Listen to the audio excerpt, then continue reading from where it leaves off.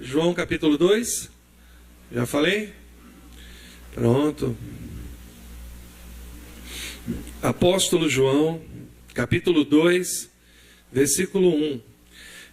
Se você é crente aí há uns bem 10 anos, você está cansado de ouvir essa história. Se você tem 5 anos, também bastante cansado. E eu peço a Deus que Ele renove toda a sabedoria necessária para nós, em cima desse texto, para que Ele possa fluir a sua palavra nessa noite para você. E eu não vou falar de casamento de forma mais apropriada, a ideia não é essa. Mas eu queria que você pensasse, na verdade, nesse texto, nessa história que nós vamos ler, e que você pensasse em você, na sua vida, tá bom? Essa é uma história que se passa num casamento, e nós vamos conhecer os detalhes dela agora. João 2:1. Ao terceiro dia, fizeram-se umas bodas lá em Caná da Galileia, e estava ali a mãe de Jesus. E foi também convidado Jesus e os seus discípulos para a festa, para as bodas. E faltando o vinho, a mãe de Jesus lhe disse: não tem vinho. Disse-lhe Jesus: mulher, que tenho eu contigo? Ainda não é chegada a minha hora. Sua mãe disse aos serventes: fazei tudo quanto ele vos disser. E estavam ali postas 6 talhas, 6 tanques de pedra, para as purificações dos judeus, e cada uma cabiam 42 litros, 2 ou 3 metretas, almudes, talvez na sua tradução, mas basicamente 40 a 43 litros. Disse-lhe Jesus: enchei de água essas talhas. Então, se estavam ali 6 talhas, 6 vezes 42, o povo gostava de uma manguaça naquele tempo, né? 6 talhas. O judeu bebia muito vinho. E então disse-lhe Jesus: enchei de água essas talhas, e encheram-nas até em cima. Disse-lhes: tirai agora e levai ao mestre-sala, ao mordomo. E levaram. E logo que o mordomo provou a água feita vinho, não sabendo de onde viera, se bem que sabiam os serventes que tinham tirado a água, chamou o mestre-sala ao esposo e disse-lhe: todo homem põe primeiro o vinho bom, e quando já tem bebido bem, então o inferior. Vocês sabem por que isso, né? Alguém tem uma ideia de por que o inferior é por último? Hã? Já está o quê? Já está para lá de Los Gatos, né? O cara vê rosa, acha que é vermelho, né? Então, é o que a Bíblia está falando, não sou eu que estou falando. Todo homem põe primeiro o vinho bom, né? E quando já tem bebido bem, então o inferior. Mas tu guardaste até agora o bom vinho. Jesus principiou assim os seus sinais em Caná da Galileia, e manifestou a sua glória, e os seus discípulos creram nele. Amém? Vamos orar? Pai, obrigado por estarmos aqui.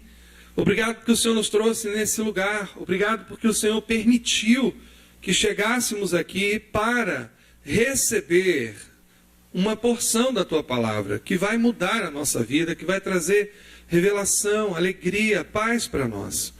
Em nome de Jesus. Amém. Amém. Eu gosto de fazer esses ressaltos, esses alertas. Eu gosto de fazer esses destaques para os irmãos perceberem que Jesus era uma pessoa normal. Era um homem de verdade. Porque a gente tem uma ideia muito religiosa de Jesus. E às vezes isso atrapalha a nossa compreensão de Deus. Amados, Jesus veio para uma sociedade que tinha os seus costumes, que tinha os seus hábitos, e ele entra dentro do contexto dessa sociedade para transformar essa sociedade. Então, se nós não vermos com os olhos certos o que está acontecendo aqui, a gente pode correr o risco de interpretar o texto de uma forma errada, dando uma roupagem religiosa, né? Tentando distorcer certos detalhes que estão aqui, para forçar o texto a dizer o que ele não está dizendo. Não, porque o vinho daquela época não embebedava, porque naquela época o vinho era diferente e tudo mais, e não é bem assim que o texto está querendo dizer e tudo mais. A gente pode tentar dar uma forçada no texto para, sei lá, dar um caráter mais santo, né? Essa coisa de Jesus chegar numa festa onde está todo mundo, né, querendo, né, molhar a garganta, né? Tá igual aquela história do pastor e do diácono, né? O pastor e o diácono foram numa viagem missionária, aí chegaram lá num lugar muito quente, no sertão. Aí o pastor falou assim: ô irmão, a gente podia pedir uma branquinha aqui, né? O diácono: é mesmo, pastor, vamos lá. Aí foi lá, aí o cara botou 2 branquinhas, o diácono mandou o negócio para dentro, aí o pastor jogou no pescoço: irmão, era para usar em outro lugar, irmão. Entendeu? O diácono conta diferente essa história, né? Mas então, o diácono conta que o pastor é que mandou para dentro, né? Mas como eu sou pastor, a vez agora é minha. Então, a gente tenta dar essa roupagem, né? Não, porque o texto não é isso que está querendo dizer e tudo mais. As pessoas não bebiam tanto assim naquela época. Ou então, a gente interpreta, né, de uma outra forma, né, que Jesus era descuidado, ou beberrão mesmo e tudo mais. Mas tem um meio termo aí. Jesus veio, amados, como carne e osso, e veio dentro de uma sociedade onde as pessoas tinham os seus costumes, os seus pecados, as suas dificuldades, e ele então entra dentro dessa sociedade e ele começa a transformação de dentro para fora. Amém? Então eu quero começar do final para o começo e dizer que ele está num casamento. O texto diz que havia um costume na época onde eles botavam o vinho bom primeiro, para que todo mundo pudesse, né, se deliciar, desfrutar, né? Botava primeiro o vinho melhor, botava primeiro a bebida melhor, botava primeiro aquela bebida que as pessoas pudessem dizer: poxa, que coisa fina, que coisa gostosa, olha, né? Os noivos agora realmente botaram para quebrar, né? Trouxeram aí o melhor vinho, né? Lá o vinho do Porto, né? Trouxeram o vinho de primeira aqui. E quando, né, lá para o final da festa, todo mundo já tomou o vinho do Porto, todo mundo já bebeu bastante, aí começa a colocar o pérgola, né? Começa a colocar lá o sangue de boi, né? Ninguém vai discernir nada mesmo, né? Tá tudo já, o pessoal já passou, ninguém vai ficar olhando se aquilo, né? Então, nesse contexto, Jesus vem. Nesse contexto, Jesus se manifesta. É nesse contexto que acontece algo extraordinário e que pode trazer muito ensino para a nossa vida hoje à noite. Eu peço ao Senhor que Ele traga o ensino correto para nós, para que nós nem possamos dar uma roupagem errada a essa religiosa, né, a essa história, e nem possamos também desprezar o que Jesus fez ali, porque foi algo que Ele faz cotidianamente na nossa vida, e a gente vai ver isso nessa noite, em nome de Jesus. Amém? Então, vamos lá. A gente percebe, e eu queria antes de mais nada começar falando isso também, a gente percebe como que Jesus é cuidadoso aqui nesse texto. Sabe, amados, eu tenho percebido algo tão tremendo nesses dias, e eu tenho visto que nós estamos dia após dia trabalhando tanto, as pessoas trabalham tanto, e mais, né? A gente vê que os desafios agora são outros.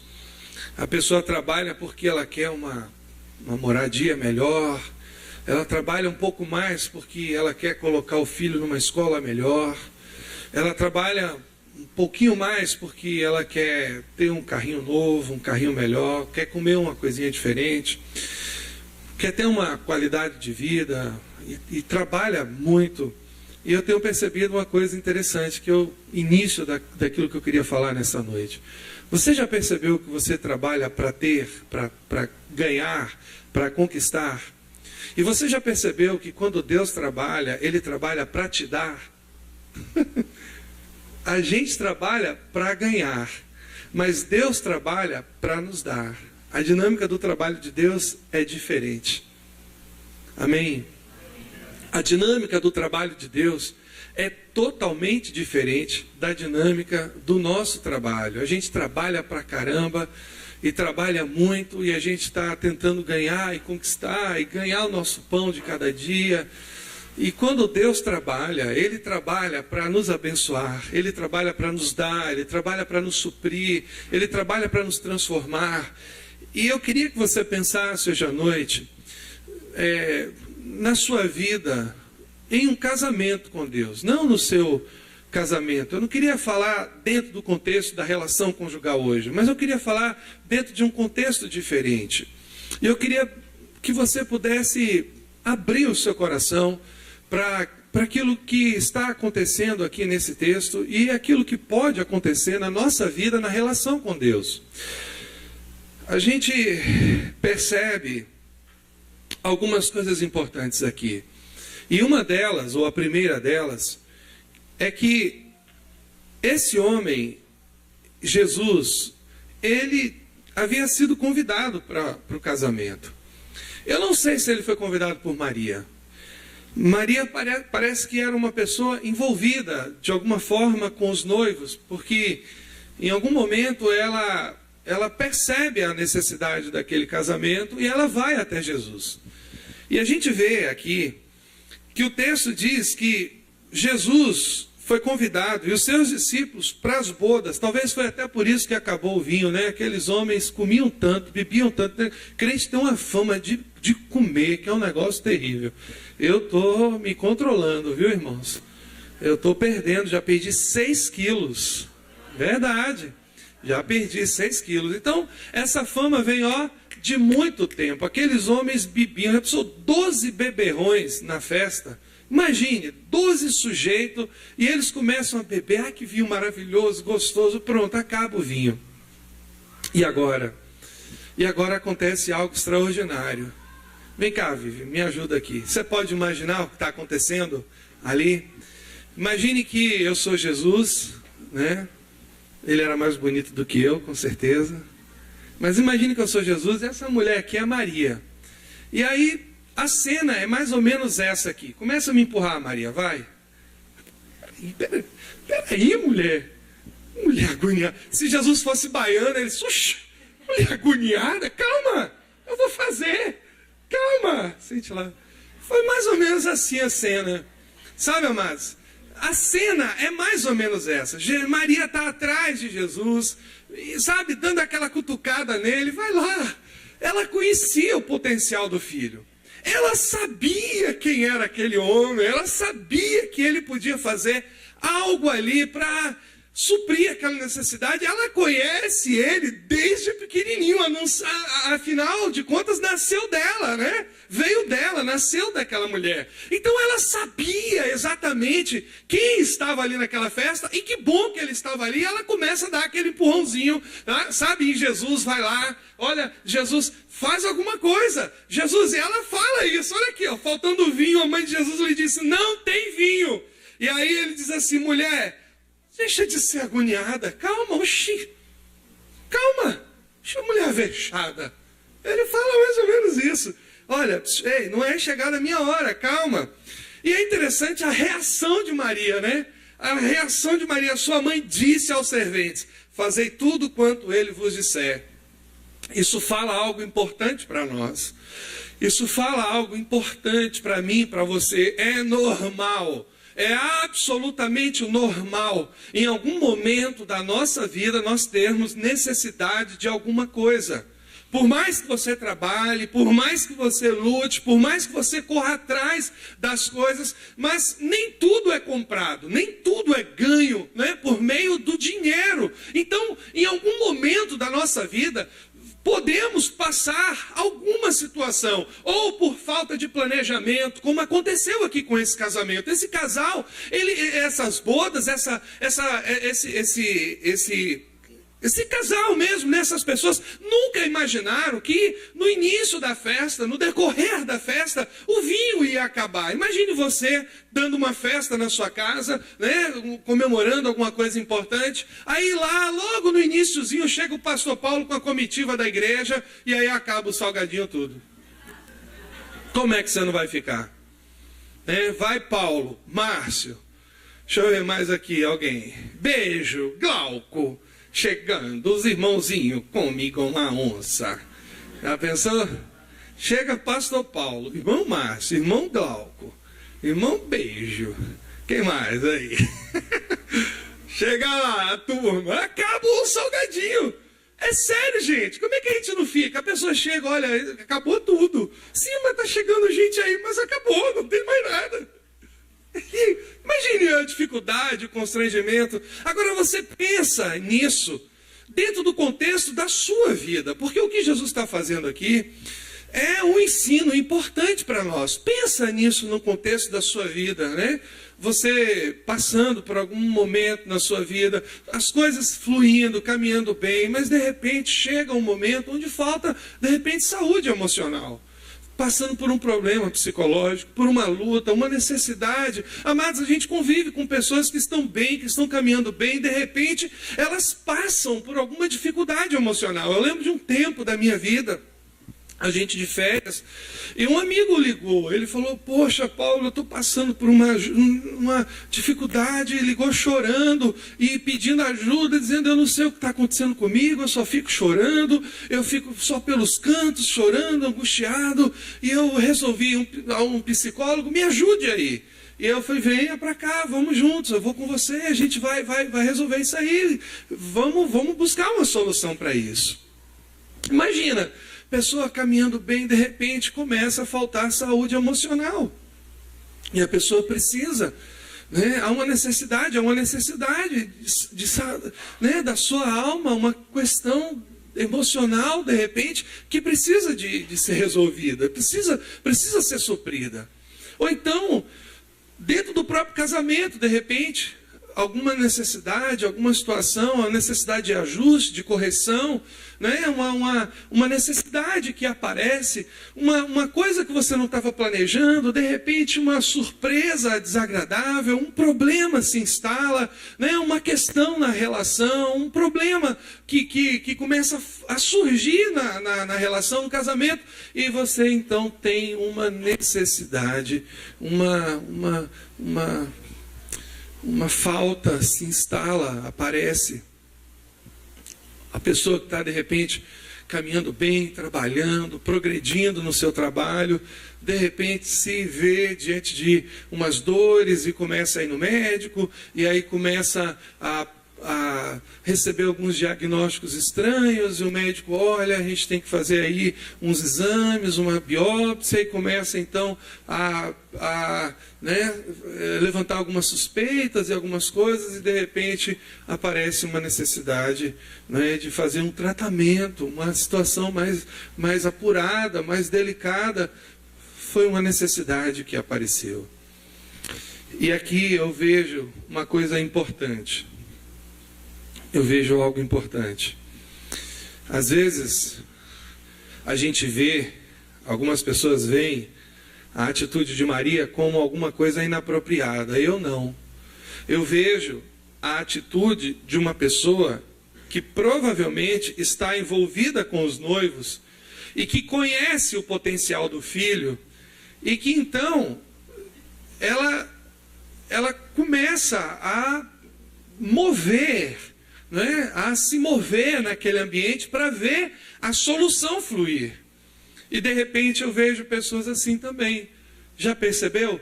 quando alguma necessidade aparece na sua vida, sempre tem alguém pertinho de você que conhece o potencial do filho, né? Que conhece o potencial de Jesus, que conhece Jesus e que começa, olha, vamos lá na igreja comigo. Aí você, que pessoa chata, enjoada, toda hora me chama para ir para essa igreja. Não, mas vamos lá, é diferente, porque, olha lá, Deus vai falar com você. Sim, mas Deus fala comigo a toda hora, eu estou aqui, eu rezo, eu canto, eu falo, e Deus fala comigo. Aí a pessoa começa, não, mas olha, porque se você estiver próximo a Jesus, Ele vai poder olhar essa situação. E a gente começa então a ver as atitudes de pessoas que têm o conhecimento do filho, né, e que vê o problema ali. Então ela vê o filho, sabe quem é o filho, conhece o filho, porque ela anda com o filho, né? Então, essa pessoa que anda com Jesus, que conhece Jesus, que sabe do potencial dele, que está diariamente vendo ele fazer coisas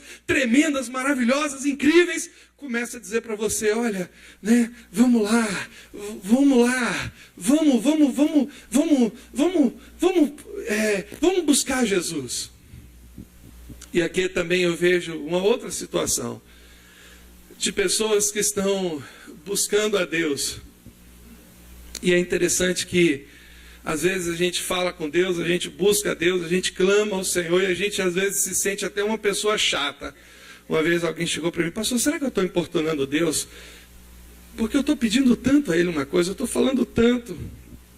E eu disse, não, querida, você nunca importuna a Deus com a sua oração.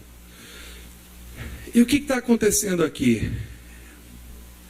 Está acontecendo aqui que uma pessoa que deseja muito o nosso bem, uma pessoa que deseja muito fazer coisas incríveis na minha vida e na sua vida também, está esperando apenas a hora certa para ele poder fazer os milagres que precisam ser feitos, tocar naquilo que precisa ser tocado, abençoar aquilo que precisa ser abençoado, mudar aquilo que precisa ser mudado, suprir aquilo que precisa ser suprido. E é interessante, amados, que essa mulher que conhece muito bem o filho, ela então começa a incentivar, ela começa a estimular, e Jesus sabe certinho a hora que tem que fazer as coisas. Por isso, embora você pense que a sua oração não está sendo respondida, porque de repente o que você pediu hoje não foi realizado amanhã, você precisa ter nessa experiência, nessa situação que nós acabamos de ler agora, que Maria, quando vai pedir, nós estamos falando da mãe de Jesus, Maria, quando vai pedir ao Senhor, Ele faz exatamente isso para ela. Calma, eu vou fazer, mas calma, não é agora. Isso fala para mim, amado, e tem que falar ao seu coração também, duas coisas. Primeiro, que nós não podemos perder o estímulo, nós não podemos deixar de clamar, nós não podemos deixar de pedir. E segundo, crer que quando nós pedirmos ao Senhor, Ele tem o tempo certo de fazer as coisas, que é muito diferente do nosso. Deus tem o tempo certo para fazer aquilo que nós estamos pedindo. Por isso nós não podemos deixar de crer, nós não podemos deixar de esperar, nós não podemos deixar de confiar no Senhor. Hoje eu ouvi uma expressão interessante que é de um poeta antigo, de um brasileiro, que diz, né, brasileiro, profissão, esperança. Será mesmo? Brasileiro, profissão, esperança. Será mesmo que nós temos essa esperança toda? E eu vejo aqui uma mulher muito esperançosa de que algo importante, algo bom ia acontecer ali, porque Ele estava ali. Isso é importante para nós. Isso precisa trazer algumas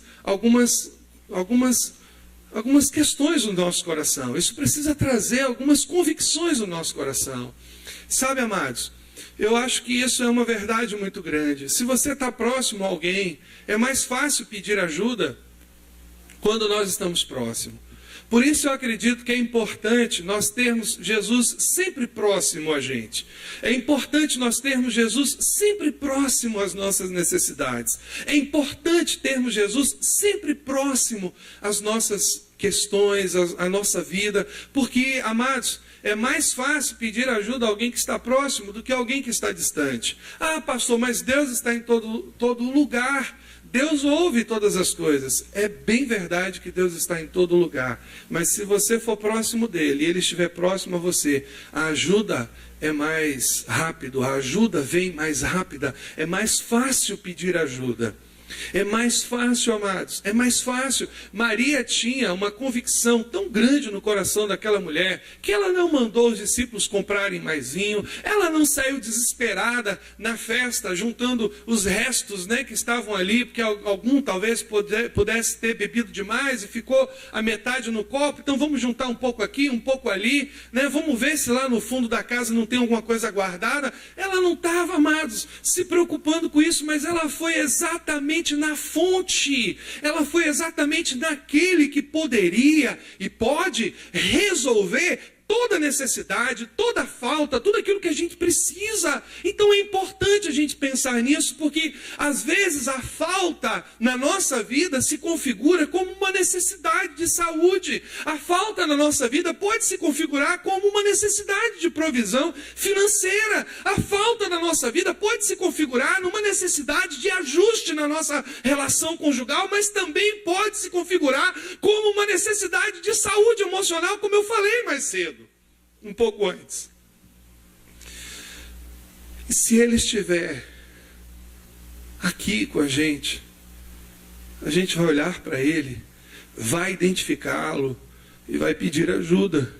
Eu acho improvável você reconhecer Jesus na sua vida, pedir ajuda para ele e ele se negar a dar essa ajuda. Eu acho improvável isso. Mas eu acho algumas coisas também. Jesus disse a ela: mulher, calma, calma, ainda não chegou a minha hora. Sabe por quê, amados? Deus tem um tempo de agir, Deus tem uma hora para agir, Deus tem um momento, esse momento, esse elemento do tempo, esse pedacinho do tempo que o Senhor vai se manifestar na nossa vida, que vai mudar, que vai fazer algo novo. Deus tem um momento. Deus tem um momento. E o que me faz pensar que esse momento também vai chegar na sua vida. Esse momento chegou na vida de Salomão, quando ele disse: o que você quer?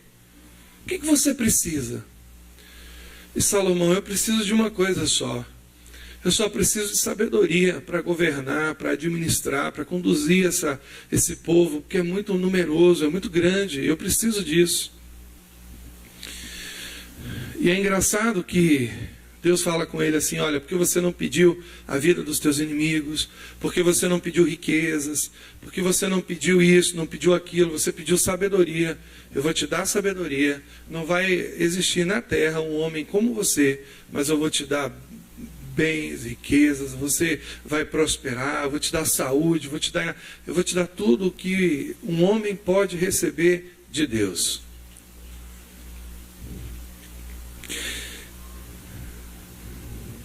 Eu fico pensando nessa expressão: mulher, o que tenho eu contigo? Quando Jesus fala assim para Maria: o que tenho eu contigo? Ainda não é chegada a minha hora. Mas o que Maria tinha com Deus? O que Maria tinha com Deus? Tinha que ela queria ver aquela situação resolvida. Tinha que ela sabia que aquela situação era um incômodo para aqueles noivos. E às vezes a gente ouve isso de Deus. Jesus fez isso em algumas outras situações. A mulher cirofenícia, a gente ganhou um cachorrinho, né, de uma irmã aqui da igreja, a irmã de Márcio, e eu fui entender melhor esse texto. Ontem a gente estava na mesa comendo e o cachorrinho foi para debaixo da mesa para ver se pegava, porque a gente não gosta de dar comida de gente para o cachorro. A gente comprou a raçãozinha para ela, né? Alguns veterinários dizem que faz mal e tal. O cachorro não tem as mesmas enzimas no estômago para, né, para digerir a comida humana, então é melhor dar a ração.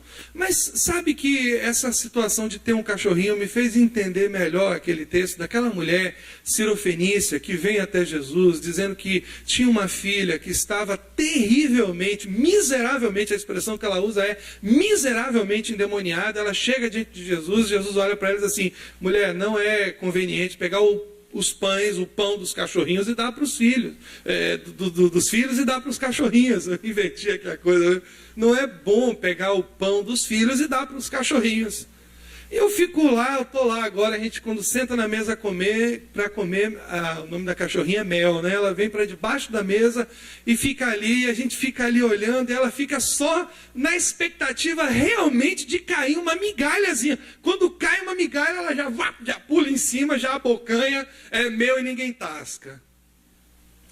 E eu fico pensando, que situação de humilhação, que posição aquela mulher se colocou para receber o milagre. E eu fico pensando que, às vezes, nós não estamos nessa posição. Nós não pensamos nisso. Porque Jesus fala isso para ela. Olha, não é bom pegar o pão dos filhos e dar para os cachorrinhos. Aí eu fico pensando, talvez, meu Deus, se fosse eu que estivesse ali e não tivesse o conhecimento que eu tenho hoje do Senhor, talvez eu saísse ali brigando. Isso é Deus nada? E Deus é que me chamou de cachorro, né? Isso é Deus nada? Que Deus é esse? Ele diz que é amoroso. Aí, tá? Diz que é amoroso, que faz que aquilo, que cura, que não sei o quê. Mas ele nem ligou para mim. Porque, na verdade, o que ele está dizendo era o seguinte: olha, não é bom eu deixar de atender os judeus para atender você, que é uma gentia, que é uma mulher que não faz parte da aliança. Era isso que ele estava dizendo para ela. E ela entendeu perfeitamente. E eu fico pensando naquela cachorrinha ali debaixo da nossa mesa, naquela situação de simplesmente aproveitar uma situação para, se cair alguma coisinha, ela pegar e já se satisfazer com aquilo. E a mulher diz assim para ela, Senhor, para ele: Senhor, mas os cachorrinhos comem das migalhas que caem da mesa. Ah, isso tocou no coração de Jesus. O que ela estava dizendo?